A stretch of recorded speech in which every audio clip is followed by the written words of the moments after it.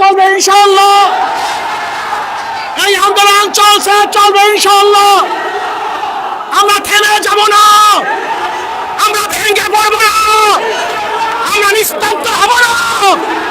আমরা চলবো, চলতেছি, চলতে থাকবো যতক্ষণ পর্যন্ত শেখ হাসিনার পতন না ঘটাবো, ততদিন পর্যন্ত রাজপথ ছাড়বো না ইনশাআল্লাহ। আসসালামু আলাইকুম ওয়া রাহমাতুল্লাহ। সম্মানিত দর্শক বন্ধুরা,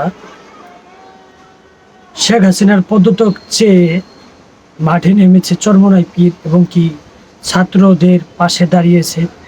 ছাত্রদের যেই একটি কর্মসূচি বর্তমানে চলতেছে, সমস্ত ছাত্ররা একটাই দাবি করতেছে যে প্রধানমন্ত্রী শেখ হাসিনার পদত্যাগ।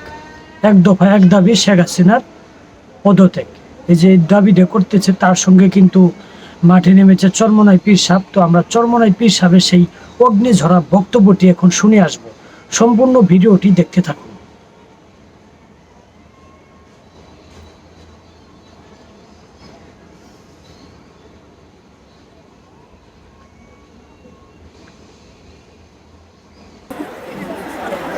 الذين جاهدوا فينا لنهدينهم سبلنا اللهم صل على محمد وعلى ال محمد।